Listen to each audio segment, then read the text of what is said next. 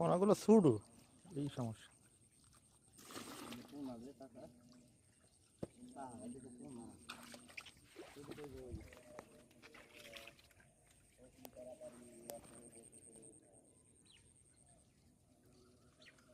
সারা রাত গিয়াও কমছে না এখন। হ্যাঁ, কি বৃষ্টি হইলো।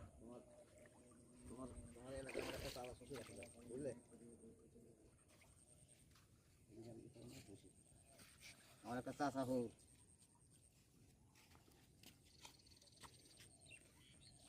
নাটোরে থাকতো, পরে মরে গেছে, পরে আবার দেশে লেগে গেছে। নাম ছিল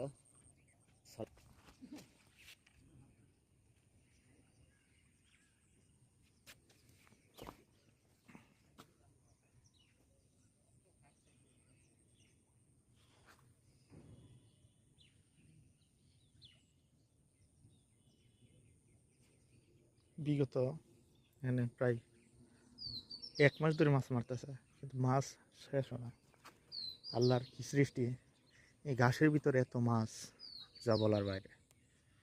আর সারা রাত পানি গেছে, সারা রাত পানি গিয়ে মনে করেন যে পানিগুলা শেষ হয় নাই। কি বৃষ্টি আসছে, একদিন এরকম কয়েক বালতি হইব মাছ ধরছে। ঠিক আছে, এই জন্য এটা হলো সকালের টান।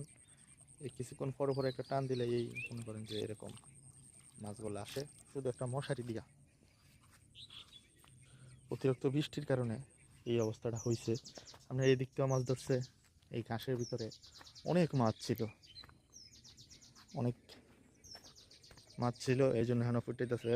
বিগত 1 মাস ধরেই স্যারেরা এই মাছগুলো ধরতেছে, খাইতেছে।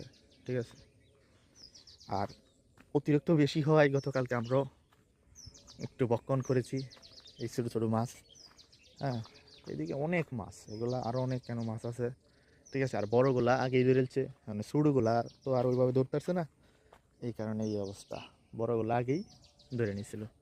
তারপর তো ওইদিকে আরও অনেক বিশাল জায়গা, বিগত অনেক দিন ধরে মাছ টাছ মারতেছে, ই হতেছে। আপনারা অবগত আছেন, যারা আমার ভিডিও দেখেন, অনেক সময় অনেক কিছু তুলে ধরি।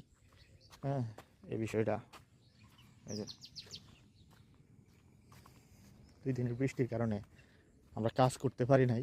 এই রেকর্ড, মানে আমার জীবনে এই ফার্স্ট, মানে বৃষ্টির কারণে কাজ করতে পারি নাই। এই অন্য সময় একদিন, কিন্তু এখানে 2 দিন আমরা অ্যাবসেন্ট দিছি।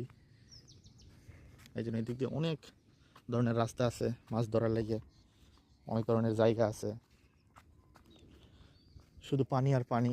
ঠিক আছে, এগুলো কিন্তু এখানে পিলার গাড়ছে, অনেক জায়গায় পিলার গাড়ছে, কিন্তু পানির কারণে সব পিলারগুলো তলায় গেছে, দেখা যাইতেছে না।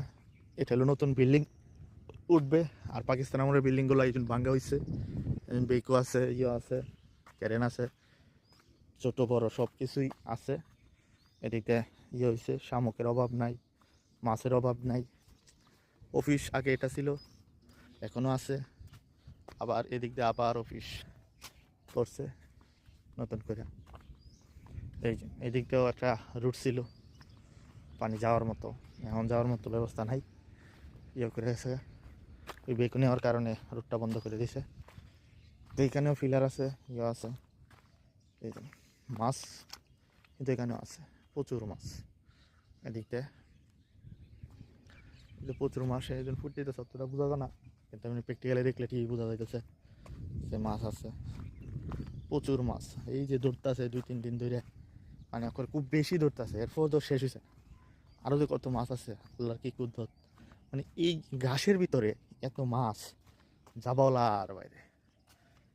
মহিষ বাতিতে সাজাইছে ইয়ের সামনে, হয়তো বাতিগুলো এমনি বেলাইছে, সকালে